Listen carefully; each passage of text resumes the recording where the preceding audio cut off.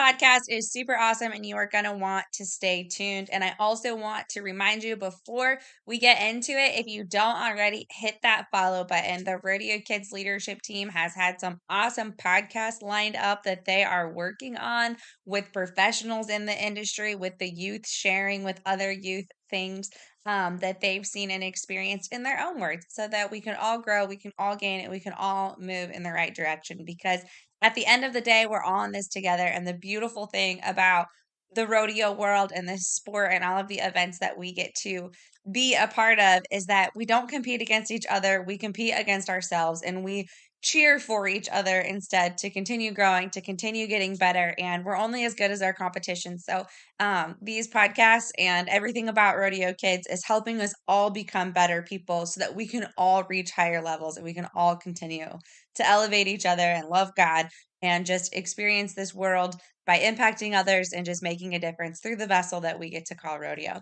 So now let's get started with this week's Rodeo Kids podcast with Zach Rhodes. World changer, history maker. World changer, history maker. Welcome to the RodeoKids.com podcast, where we empower youth to be their best selves through the values and traditions of the rodeo and Western lifestyle.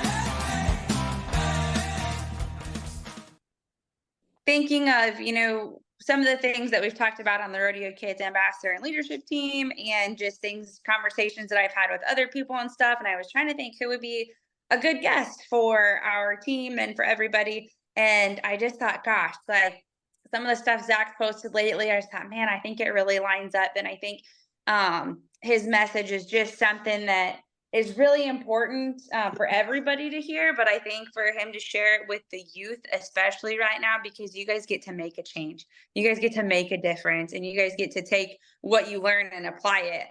You guys are still moldable and you're still figuring out who you are and all of that. And so I wanted you guys to be able to hear what he had to say. So I am going to turn this over to Zach and let him roll on with it.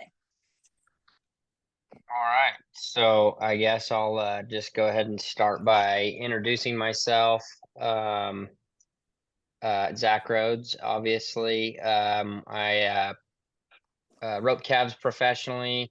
I'm a horse dentist as well, and I've been around horses and rodeoed pretty much all of my life since I was like 9 or 10 years old. With rodeo and kind of everything I've been through in life, I started writing, and I started a blog called The Ubrokn. And The Ubrokn, if you guys haven't had a chance to look it up, is basically kind of shares my life story and things that I've learned, things that I've gone through, and kind of how I've dealt with it. And how I've overcome certain adversity and different obstacles. And through The Ubrokn, really through writing and kind of like looking at this stuff from like a bird's eye view, writing has actually helped me grow and heal in probably more than like keeping it in, just going through the process. I think the writing part of it and looking at it from that aspect has helped me grow and learn more than actually going through what I went through.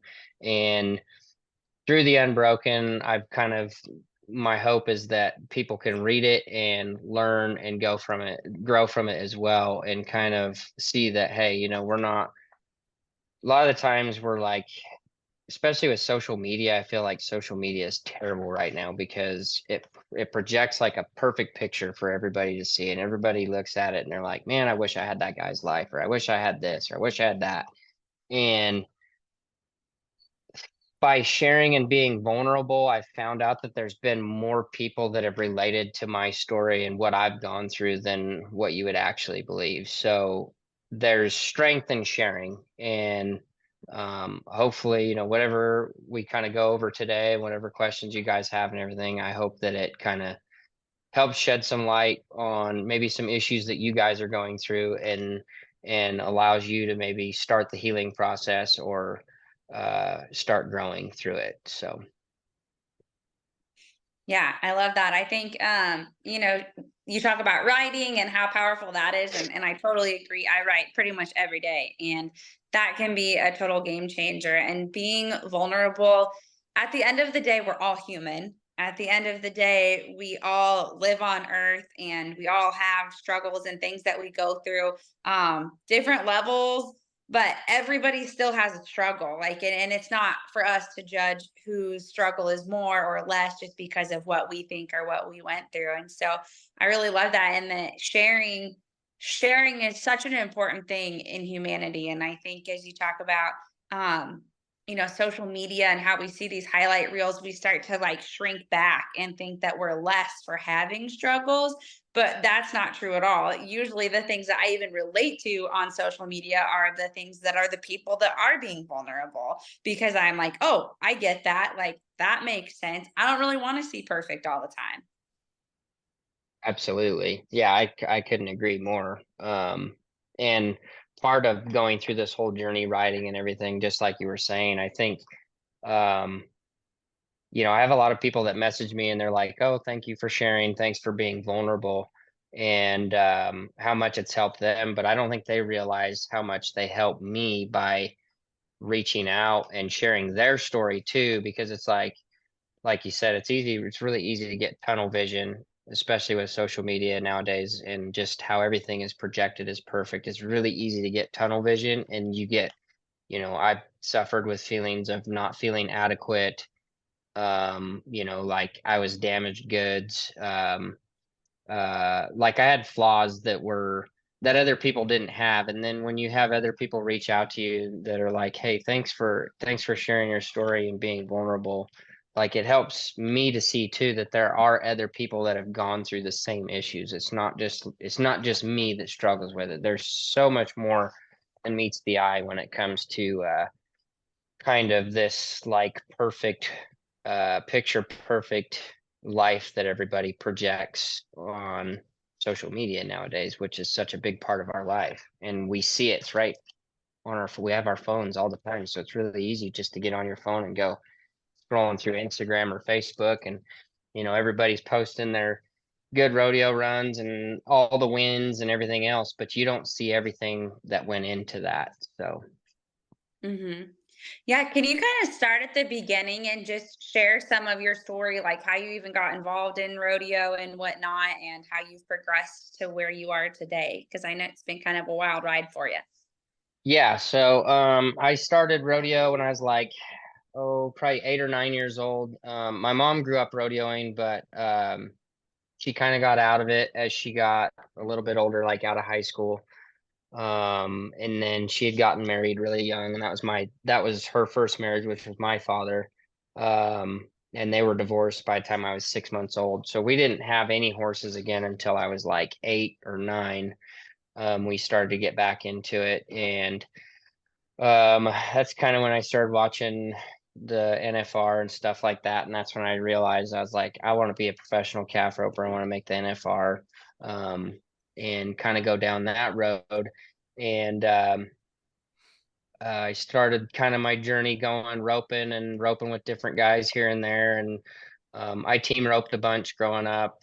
Um, was pretty successful at it. And then in high school, when I was finally to the point where I could start calf roping. It was the start of my freshman year.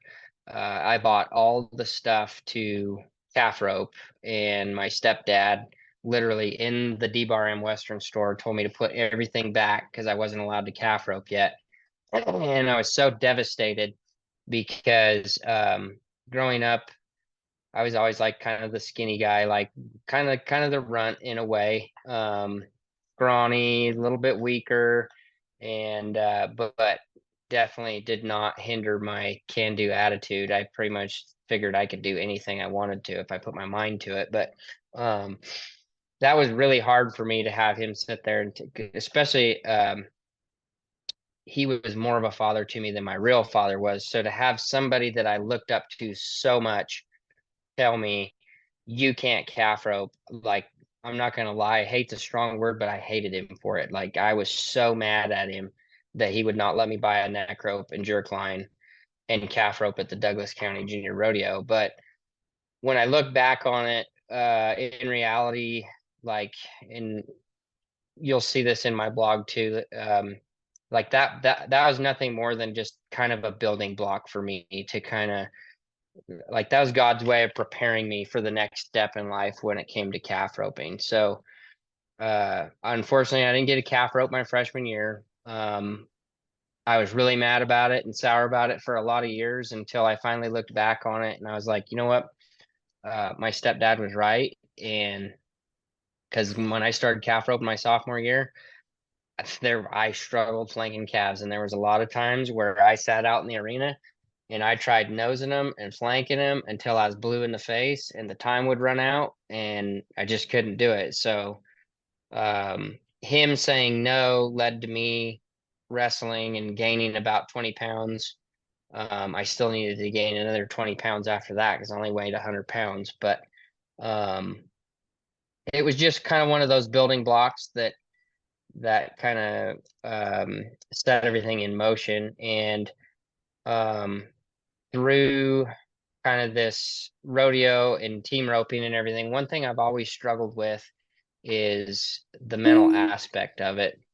And like I said before, that kind of like you see this picture perfect deal that everybody's putting out, you see everybody winning stuff like that.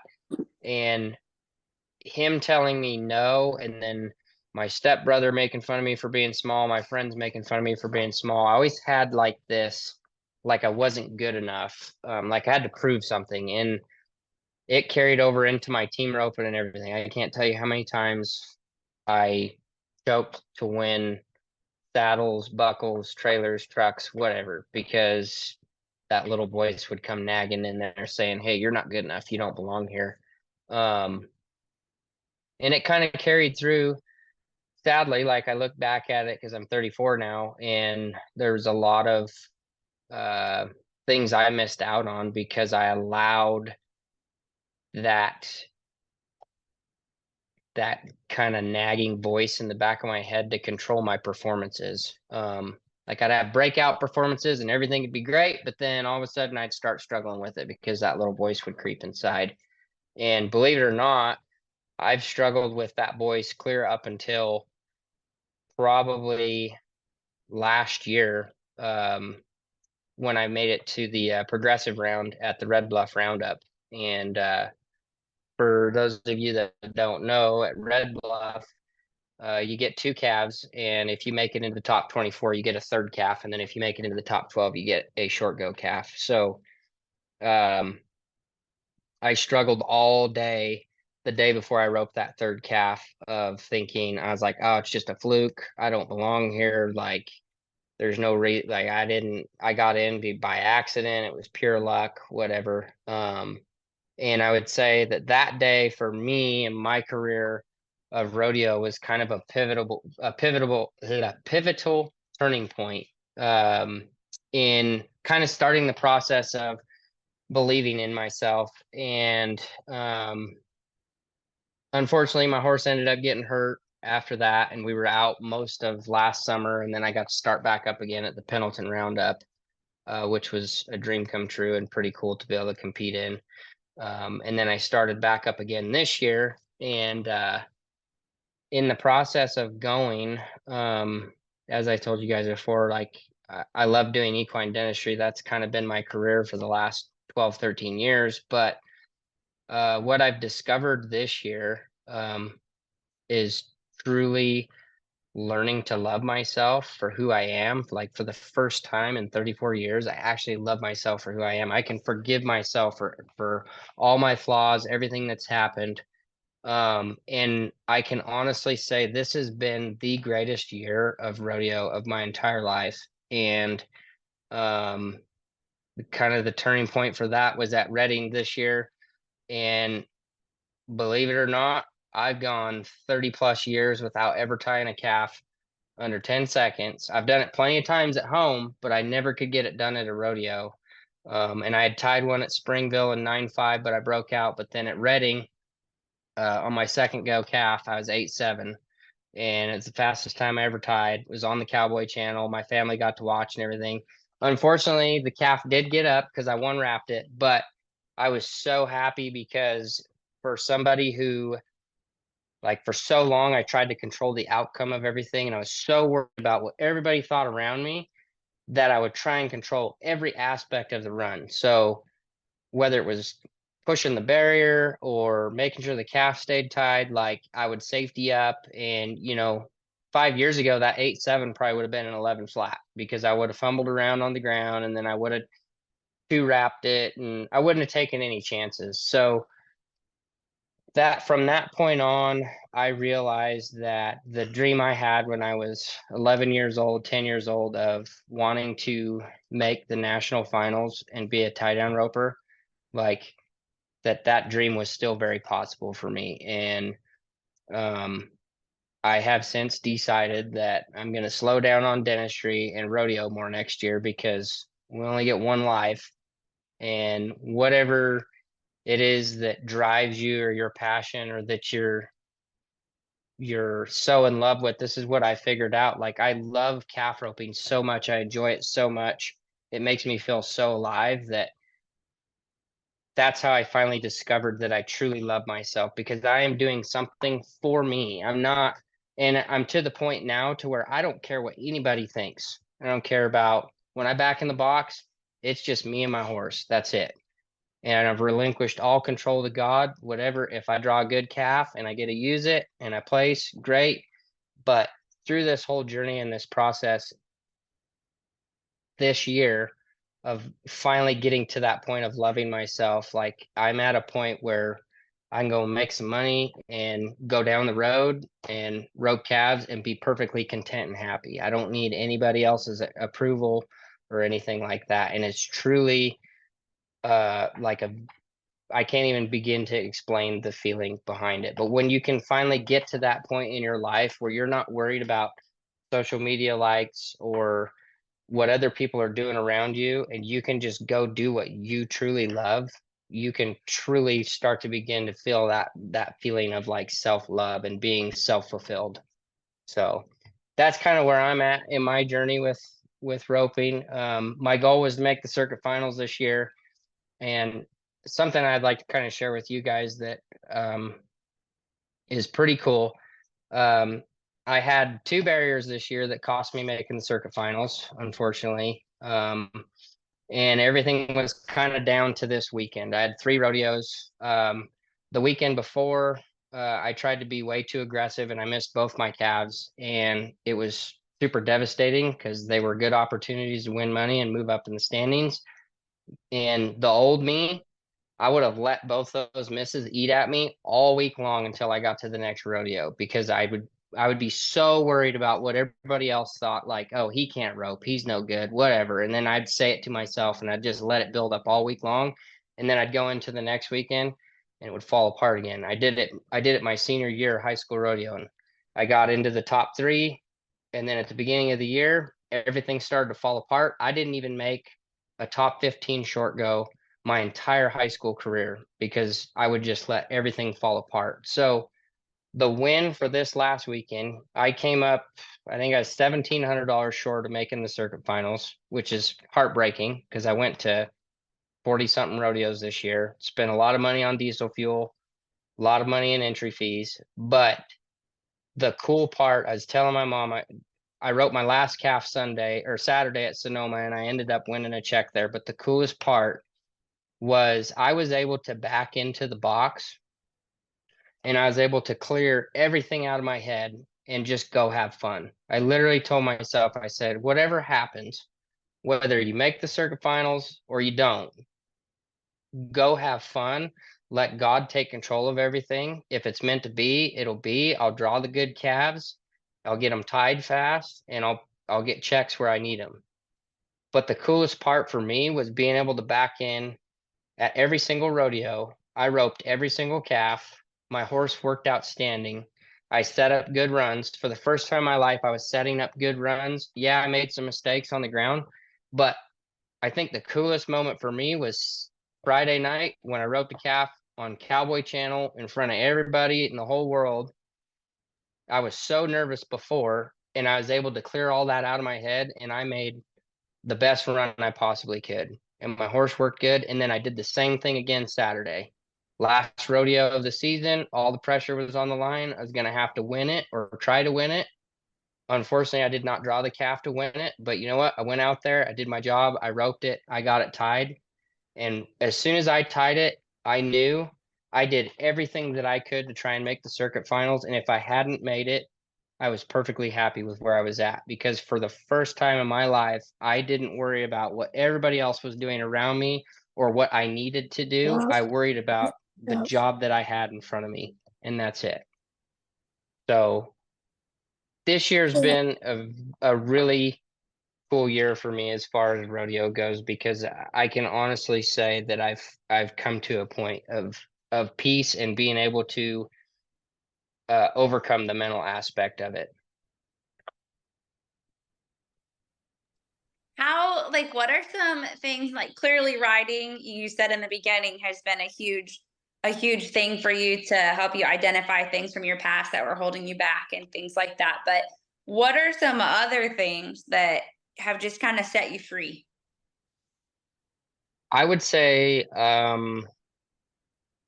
the biggest thing, because I have a terrible addiction to my phone. I'll admit I still am addicted to my phone and my social media. It's terrible. Um, but I would say the biggest thing that's helped me, because and I'm gonna tell you guys all this because all the kids I help out here at the house, they're always going from one relationship to the next relationship to the next relationship. If you can, don't worry about any other guys and girls. You don't need to be in a relationship. I've been single for 4 years now, and it has been the best 4 years of my entire life because I've actually been able to focus on myself. So, and part of that's been trying to like have discipline and not get on my phone and do social media and stuff like that. But figuring out like what I love, like my purpose, and then creating goals around that purpose and then going after that. So, this year it's been all surrounding rodeo and calf roping, and I've set some goals for myself and I've surpassed some of those goals. Like, I've never won jackpot tie down roping or a rodeo ever in my entire life, and I won one this year. It was the first rodeo I ever won in my entire life. So, Wow. and that was pretty cool for me to be able to do that, and it was probably one of the best runs I've ever made. But I think part of just outside of riding, I would say, is finding my purpose and then putting all my sole focus in that, because it seems like if I've had something, like whether it's dating or if I've had a girlfriend or whatever, like I've had a tendency to put myself on the back burner. So so That's powerful. learning, yeah, so learning to put myself first and kind of like, hey, what's going to make me happy? Well, roping makes me happy. So what do I have to do to further my goals in roping? Well, I need to rope every day. I need to tie every day. I need to lift weights. I need to do this. I need to do that. Well, kind of putting that stuff first ahead of, yeah, I'd like to have a relationship one day, but if that person doesn't fit into that, then if they don't check certain boxes, then I don't need it. Mhm. And that has really helped to be able to, I've finally gotten to a point where I've actually told several girls that I have dated, where I'm like, hey, this isn't going to work for me. Like, I like you, you have a lot of great qualities, but here's where I'm at in my life. This is what I want, and our paths are not on the same trajectory. So being able to say, I think we're better off friends, has been a huge help too. Because then I can just put all that soul focus. And it sounds selfish saying put soul focus into myself, but really it's not that selfish, because a lot of us, we're like people pleasers. I know I am. And I have a tendency to bend over backwards for people. So I don't take a whole lot of time for myself. I don't, I'm always trying to help other people and do things for other people. So for the first time in my life, I'm finally putting myself first, and it's an incredible feeling, and it allows me to kind of put more focus into roping calves and chasing those dreams and checking goals off the list. So Yeah, what are some mental things that you had to go through? All right, let me rephrase this. You said put myself on the back burner. Can you mhm. explain what you mean by putting yourself on the back burner? So we'll just prime example. Well, I'll just use the last relationship that I was in 4 years ago. She had nothing to do with rodeo. She rode horses a little bit, and I met her through CrossFit. And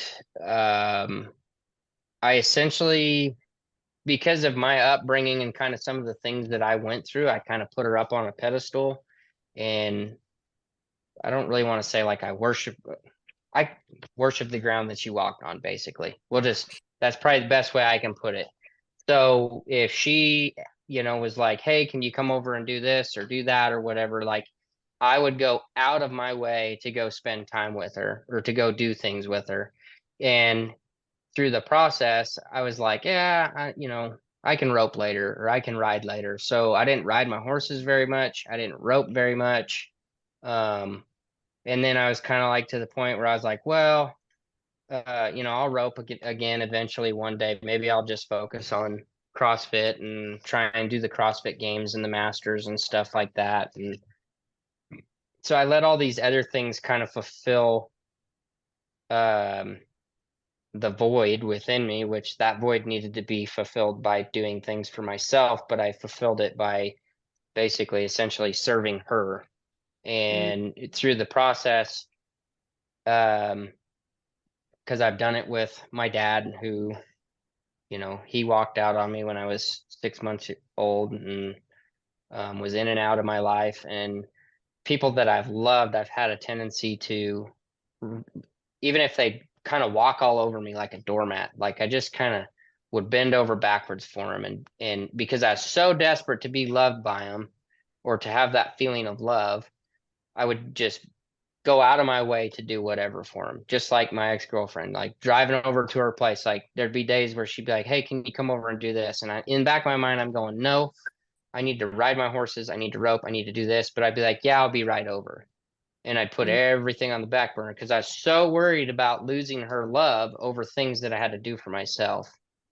And I think that's been the coolest part of like actually loving myself, is I realized that I can fulfill that kind of the cup I have inside me, the cup of love.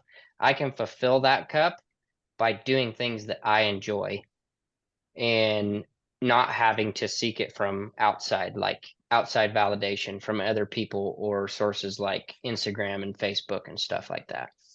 Yeah, I think, as you're saying this, like, yes, definitely relationships with people can do this. And like the word prioritize comes to mind. Um, what we prioritize, and it's really easy to let ourselves like not make our goals our priority. Like whether it's a girl or it's social media or it's a boy or whoever it is or whatever it is. What we prioritize is what we focus on, and what we focus on is what we get. And if we're with a person that God has aligned for us, then love isn't transactional. Like love is a thing, and it's something that they have for you. And if your priority is to rodeo and to do that kind of thing and to fill your personal goals, then the person that's meant for you, or the people who are meant to be in your circle, even if it's not just a relationship but your friendships and your families, um, they're going to support that, and they're going to let you be you and let you do the things that you need to do and support you in doing those versus taking you away from that if it's true love. Absolutely. Yeah. And I think that's been the coolest part of kind of going through this whole journey and putting my focus on, something that I dreamt of so long ago, is that um, I've had people come and go in my life that it almost becomes like easier to let go of the ones that don't serve you in your higher purpose. So you don't like cling on to them and you're like, no, no, no, don't leave, don't leave. It becomes easier to like let those people in, and you might have a great connection or whatever, you might make a good friendship, whatever, and then it's like, hey, I mean, I've had several conversations with people like, "Hey, this is not gonna work for me. I think you're great. Say hi every now and then, whatever." And it's easy to just let go. And then somebody else walks in and it's like, "Okay, I like this, and this about this person, and but they don't check these off for me. So thanks, whatever." And you have that conversation with them like, sorry, it's just not going to work out for me. But it becomes easier to let people into your life and to let them go instead of Yeah, just trying to cling on to everything. right. And I think it's just, there's a season for everyone and for everything. And there are people who are there for the longevity of life, and there are people who are come and go. And some you flow in and out easily, and some are, logs that stick along the route the whole way. And you have to find a way to dissolve the log or sink it or something so you can keep flowing. Um, but I think once you get to that, I know there are times in my life, and still today, because we're human, and we're always in and out of relationships with so many people. It can be tricky to not get stuck on certain aspects of things, and not keep an open mind and let it flow. But I think in life there is a flow, and once you create that flow, and I think that flow does come from things like accepting yourself. And once you know who you are, and you love yourself for who you are, you can accept people for who they are too. And you can accept that they're not the person for you right now, and that they're not the friend that they used to be. And that's okay, because it's just a part of evolving and changing and growing and learning, and just going different directions in life. And that's totally okay. Absolutely. I was going to say that kind of the same thing is that as I've gotten uh, kind of gone through this process, it's gotten easier. You can start to tell the people that are there for your kind of your higher good and the ones that are there to just drain your energy. And it becomes really easy to just be like, nope, I'm not like, I'm cutting it off right here because you're draining my energy. It's not, this is not good for me and my high vibrational energy or whatever you're trying to do. And you can kind of cut those people out and I don't get rid of them or whatever, set boundaries with them, whatever it is that you need to do. It becomes really easy to recognize that.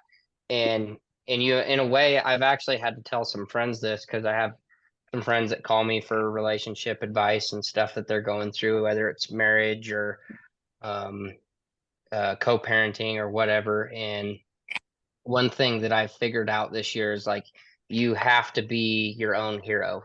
Like nobody is gonna come save you. Nobody's gonna come throw the life raft for you when you're drowning. Like you have to be your own hero. So you have to stick up for yourself and set boundaries for yourself. And when you kind of get to that place where I'm at right now, where you recognize your flaws and you can accept them, and then you can see it in other people and accept them for who they are, then it becomes easier to set those boundaries and start standing up for yourself to the people that want to just drain your energy or leech from you. Yeah.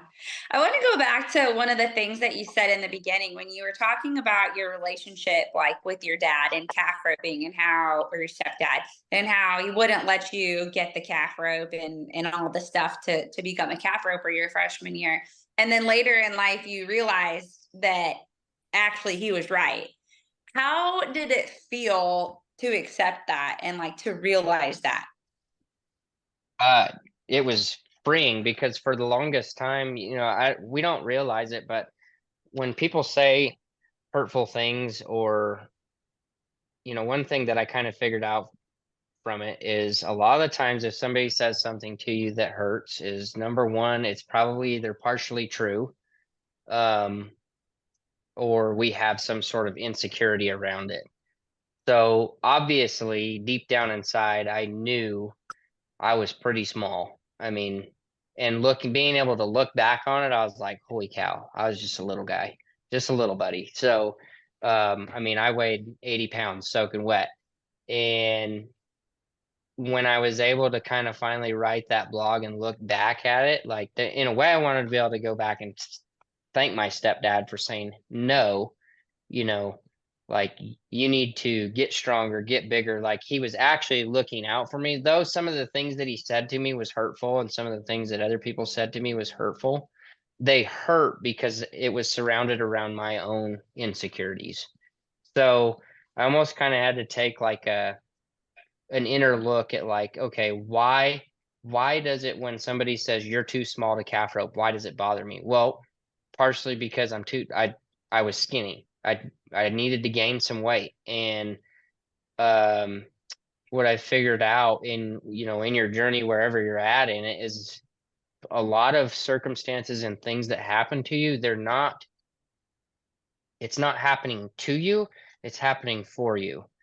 So, all the people, my stepdad, that whole deal was like a catalyst to me.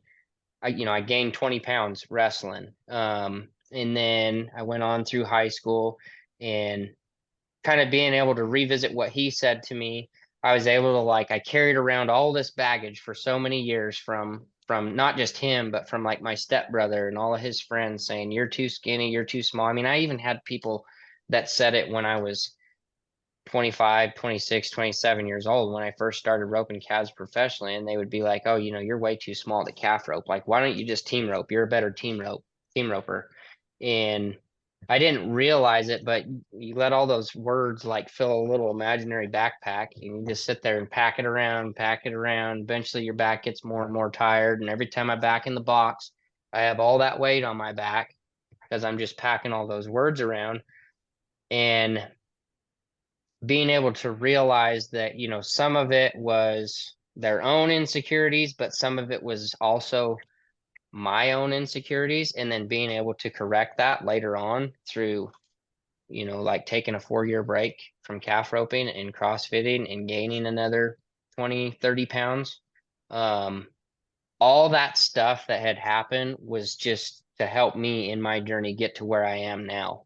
And there's actually a picture up on the wall up here from Reading that it's a really cool picture, but the calf weighs about 300 pounds.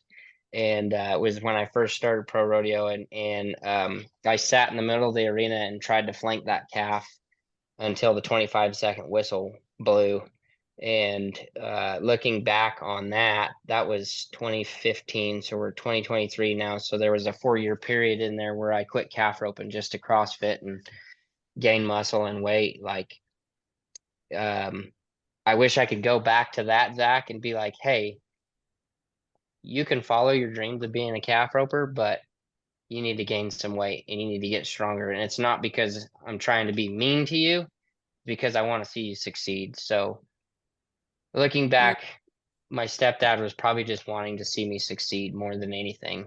As much as it hurt me, some of it was, like I said, some of it was my own insecurities, but a lot of it was him wanting to see me succeed and not go out there and flounder around and get completely discouraged.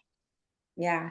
I think one of the things too, like that I've learned more as an adult, and the relationship that I have with my mom and my dad is really good. And my mom and I have been able to like just discover a lot of things together about our relationship and stuff. And um people have really good intentions, but I think sometimes we put a lot of pressure on our parents to be perfect. We put a Mhm. lot of pressure on them to say the right things at the right times in the right way so that we can understand it perfectly. And they're human too, and they didn't go to college for this. There's no true handbook for how to do things. I mean, yeah, there's better and worse ways for sure. But just like anything in life, when in any conversation or relationship or thing that you have going on, when our interpretation isn't necessarily their intention.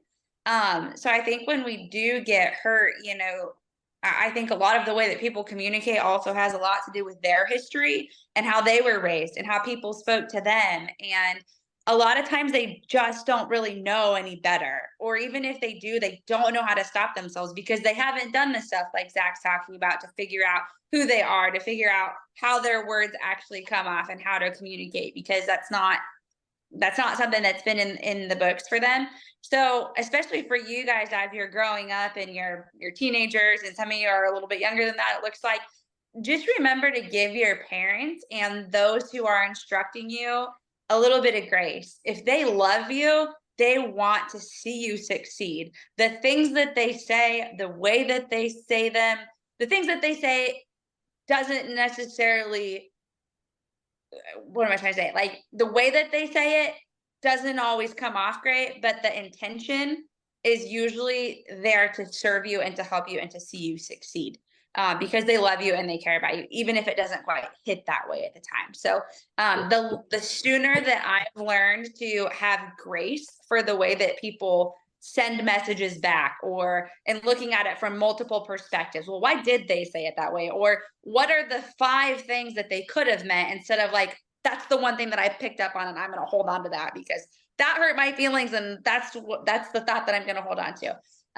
But trying to take a step back and say, okay, the way that came off and the way that I interpreted hurt my feelings, but what did they really mean, and why did they say that, and this is this about me, is this about them? And like Zach said, where's the truth in this? So that will help you a lot. And the sooner you can learn that stuff, the more coachable you will be and the quicker you'll succeed. Like I love that Zach said, if I could go back and tell my younger self, these things, but maybe if he had, and this is, I don't know your whole story, but like maybe if he would have been a little bit more open to that at the time, then he would have seen it from a different perspective and wouldn't have had to take that 4-year gap. But which that wasn't God's path for him, and he wouldn't be here today sharing this story if it wasn't. But hindsight's 2020 on that kind of stuff. Absolutely. Yeah. Does anybody have any questions so far for Zach? Not yet. If anybody does, you can just, Callie. What made you want to start your Start my blog. What made you Um, want to? so about, I guess it was right at the end of when my last relationship ended. I was like, because I had put her up on that pedestal. When she broke up with me, it like put me at rock bottom, and I was completely depressed. Felt like, I was 30 years old at the time, so I was kind of going through like a little bit of a quarter life crisis as well. Like I was like, oh man, all my friends are getting married, all this is going on, they're having kids. Like I felt like in a way that I was a failure, and I had a letter that I had wrote to my dad and my grandma um, from some stuff that had happened a couple years prior. It was something that a counselor has suggested, and I wrote that letter, and then I shared it with my mom for the first time uh, right after that breakup. And after she read it, she was in tears, of course, because there was a lot of stuff in there, um, mental and emotional abuse that my dad and his girlfriends put me through. Um, Nothing physical, but just a lot of trauma from his relationships and how they treated me, how he treated me.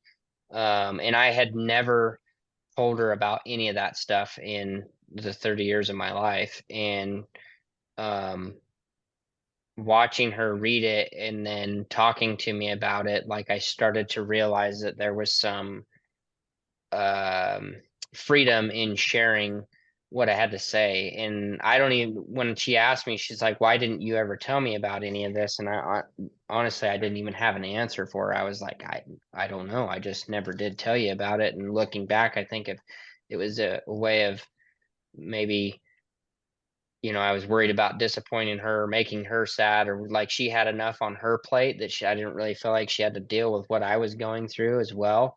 Um, so after she read that, I went on a solo hunt by myself, and I decided I was going to go ahead and journal everything that was kind of going through my mind. I didn't have any cell service. All I had was a little satellite deal. Um, and I went by myself to go hunt deer hunting in the middle of Nevada. Um, I journaled everything, and then I read through the journal at the end of it, and I was like, you know what? There's a lot of good stuff in here, and I feel like I need to share it with people. And um, I'd always kind of wanted to like write a book or share my story and kind of some things, stuff that had gone on and everything. So I thought that that was the perfect way to start it, was to start the blog and start it with that very first post from my solo hunt. So that's kind of how it got started. Does anybody else have any questions so far? Not yet. You talked about like when you back in the box and how you had almost like packed this bag and it was weighing you down every time you backed in the box. And now you've been able to unpack the bag or just even take the backpack off. How did you do that? Whew. Or maybe I should rephrase that. If you were to give advice to somebody who feels like they're backing in the box or coming down the alley or getting in the chute with the bag on, what are some steps that you would recommend they take to unpack their own bag? Well, I think the biggest thing is number one, and I think everybody kind of has their own trajectory or path for getting there, but learning to believe in yourself. And part of the way that I kind of got to where I could just believe in myself was what I've realized is as competitors, we try to like control everything. And obviously, we all want to win first. We all want the buckle. We all want, the money and everything else. But um, somebody actually shared this the other day and it really hit me. It was, why are you mad about losing? It was never yours to lose in the first place. So, um, there's however many competitors, like there's no guarantee that you're winning the buckle or you're winning first. I mean, you have to have a good calf. Your horse has to work good. Everything has to go in your favor. So I would say the biggest way I got rid of that so-called backpack was kind of taking a look at what my insecurities were, which obviously being small, stuff like that, working on that aspect of it, getting uh, lifting more, getting stronger, and focusing on myself. I realized that I was so worried about, like, I would post. The biggest thing for me was about looking for outside validation.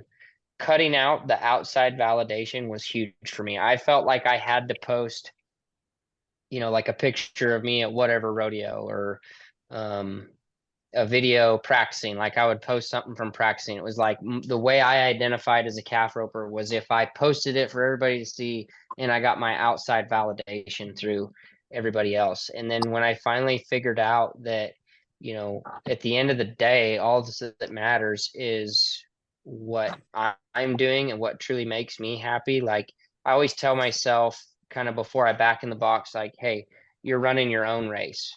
Doesn't matter what everybody else does.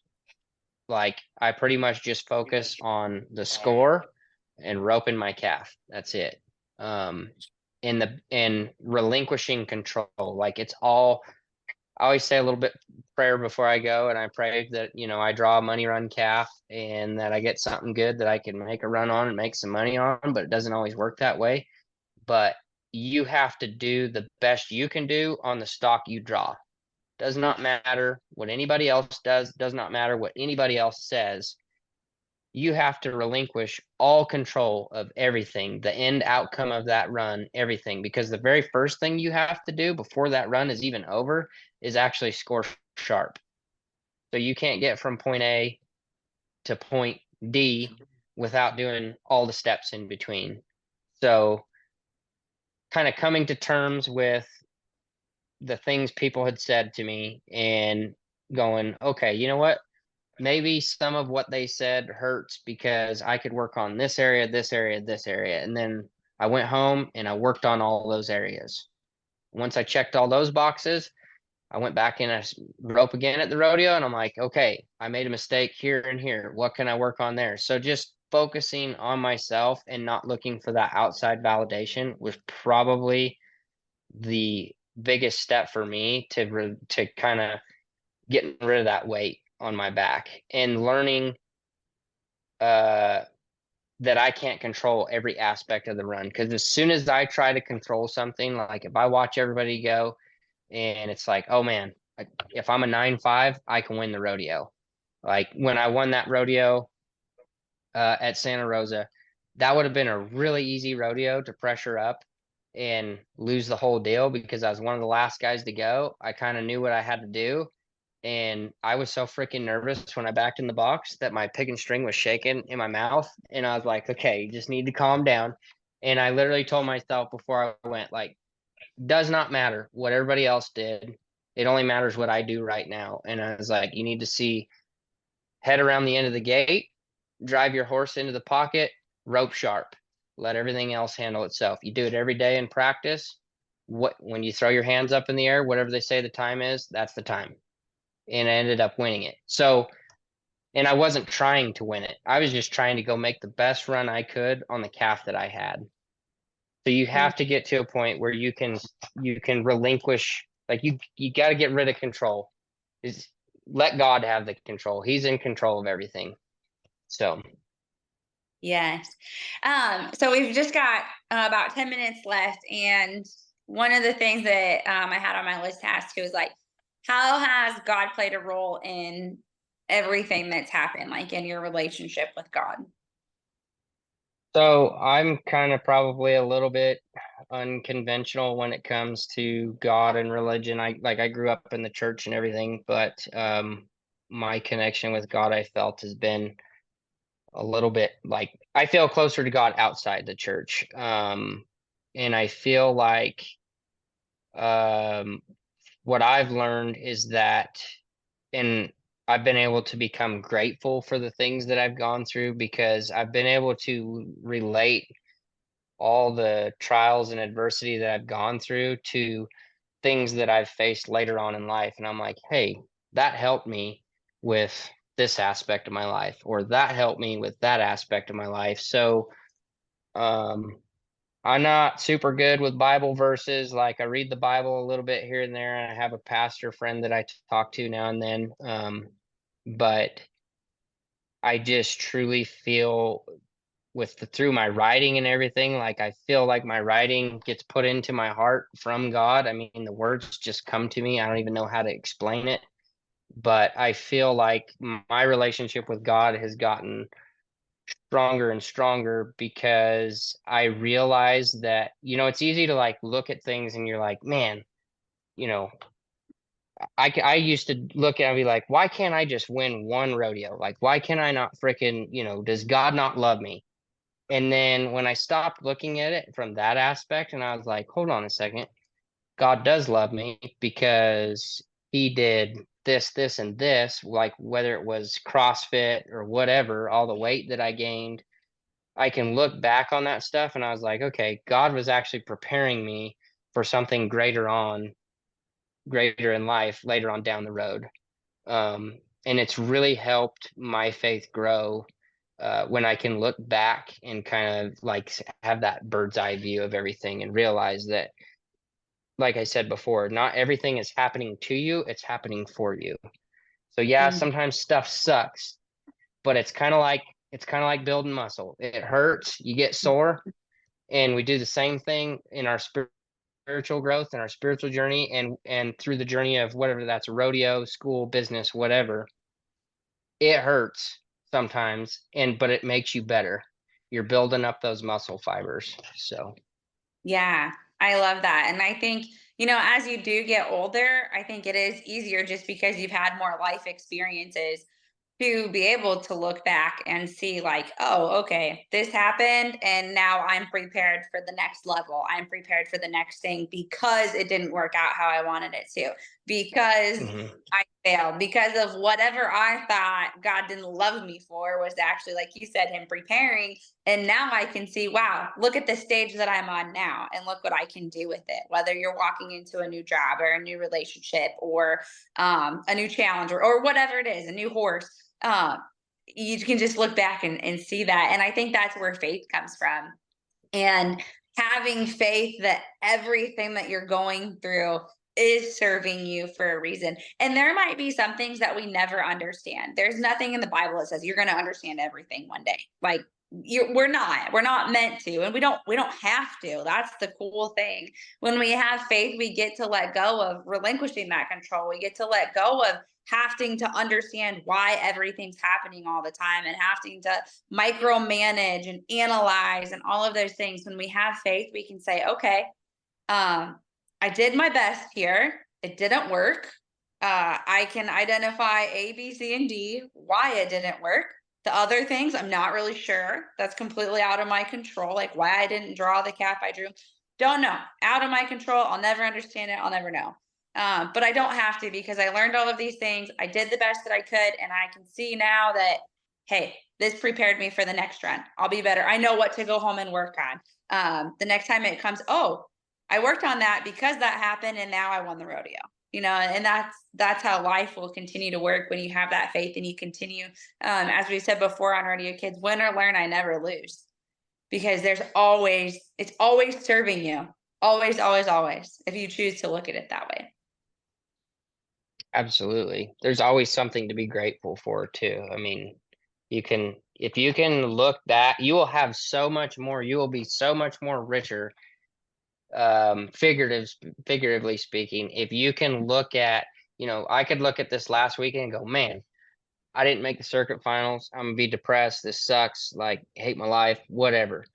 But like I said, I can look back at this last weekend and this last year and go, man, I had the best year of calf roping of my entire life. I've figured out the mental part. I had some of my fastest runs. I've learned how to set up my runs. I've learned how to get my horse working right. Like, there's so much positive, and you will be so much better off when you can look at things that way rather than just the end result or the end outcome that you're looking for. Yes, you bet. Does anybody have any last questions? I had a quick question. Kind of from an equine dentist side, what is a common mistake you see or something the cowboys don't realize when they come in? Not getting their horse's teeth done. I would say the biggest mistake is a lot of people wait until their horse has an issue rather than jumping on top of it. So horses should be done from 2 years of age, every 6 months up until they die. And at the very least, and not necessarily up until they die, and up until you probably can't do anything anymore, but you should at the very least be getting their teeth checked every 6 months. So I would say the most common mistake is people wait way too long, and they wait until an issue becomes kind of a little bit harder to manage. I think, that's a great answer to that question. I think that goes into all of this, that we wait until there's a problem to figure out who we are, to love ourselves. We wait until we've already destroyed ourselves and we feel terrible to love ourselves, to even find a way to love ourselves. And so I think all of this stuff that you're saying, I think a lot of your message is helping people prevent problems down the road. And for you, it's writing. For the next person, it might be singing. I mean, I don't know. We all have our own way of doing things, and getting that stuff out there. But I think that's a huge thing just in general. Prevent it before it becomes a problem.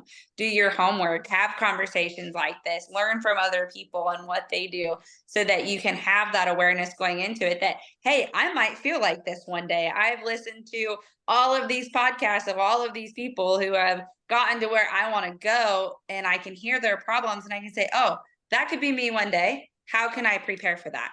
What can I do to make sure that I have already worked on my mental game, that my horses are sound, that I'm building a relationship with God, that I'm surrounding myself with the right people? Like, that's stuff that's in your control to work on when you know about it. And so doing that research, and when you hear those things, making that mental note that, hey, that person has a problem. It could be mine someday. How can I prevent it?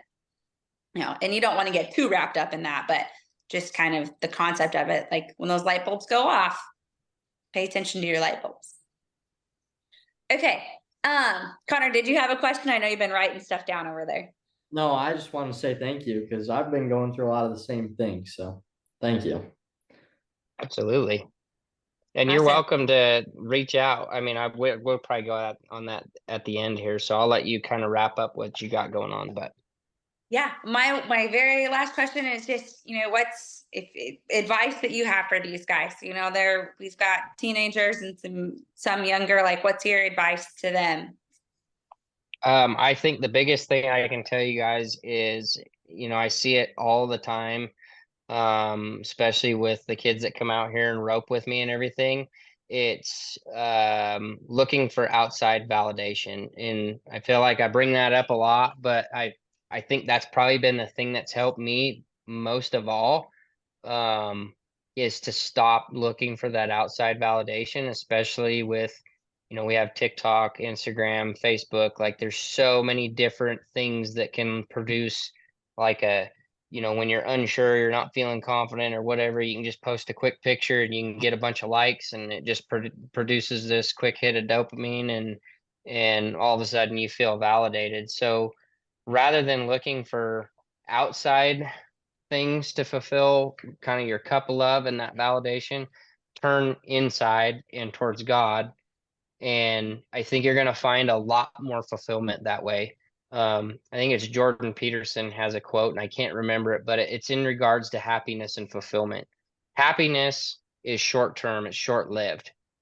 Fulfillment is a long term thing. So you guys need to seek long term gratification, not the short term stuff, not the quick hit stuff. Because if you work hard and you put in the work and you go for the long term gratification, it's going to produce everlasting fulfillment rather than short term happiness. Yes. And I think I've really had to work on that myself over the last few years, because I mean, I've fallen into all the social media traps. I mean, I've been there, done that. A lot of the relationship stuff that you've talked about, totally relate to it. I'm 32 years old, so very similar track.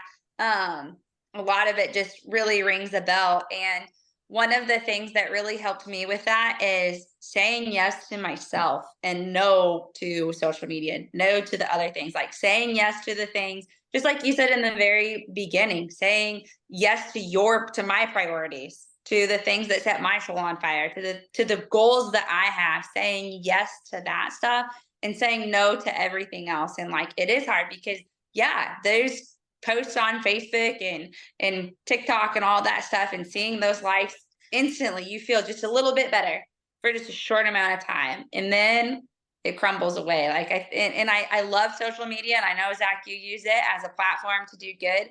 And I think when you use social media, and like this is for you guys on the Rodeo Kids team, I think using social media as your platform to help others and to explore and to share and stuff like that is really healthy. To use social media for that instant gratification and for validation is where social media is detrimental, and it is ruining our society. So just learning how to utilize it and saying yes to the hard things, saying yes to the things that serve you, but it's easier to scroll, I think is really helpful in achieving that long-term gratification. Yes, awesome. Okay, so if these guys want to reach out to you or learn more about what you've got going on, if they have questions for you, how can they do that? And share a little bit more about your Ubrokn thing as well. Your blog. Yeah, so you guys can go to it's theunbrokn.com. So it's TheUnbrokn.com. And so that's my website with all my blogs on it. I do have some t-shirts and hoodies and stuff that I got to get posted on the website. That's kind of like a lifestyle brand that I'm doing with the blog. So if you guys want, you can go check that out. And then if you guys want to talk about any of the stuff that's on there, or you have any questions, or even if you guys just need to talk to somebody, I'm a really good listener. If you guys want somebody to you just need an ear or whatever, you can reach out to me. I got to look up my Instagram handle because I don't even remember it. Zachary, ZACHARY _ Rhodes, RHODES 89. You guys can reach me there, or Facebook as well under Zach Rhodes. You can shoot me a message. And like I said, I love helping people. So if you have any questions, or if you want to read through some of that stuff, and you have questions about it, don't hesitate to reach out. So Yeah. And if you've read some of this stuff and you're like, man, that really resonated, like let him know that too, because feedback's really powerful. And when we know that we're on the right track and that we're helping people, it inspires you to keep doing that. Okay, awesome. Well, thank you so much for joining us. A lot of the stuff you said is just so powerful. And I think it's really important for us to have these conversations and be vulnerable and share so that we can all continue to grow and support one another. And like you said, let everybody know they're not alone in their struggles. And hopefully after this, we can all go unpack our bags a little bit. there you go. Thanks for having me. I appreciate it.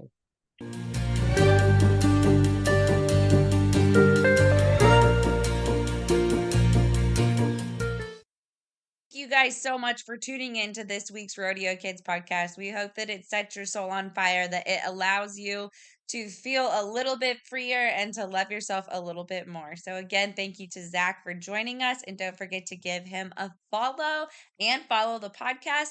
We would like to invite you to join us this year in Las Vegas at the Vegas Toughest event. It is held at the World Market Centers, the expo there. And we are just so excited. We're going to have an awesome booth there. We are partnering with some great people within the industry to have goat tying ground matches where we will be able to give away some scholarships and prizes and some really cool stuff.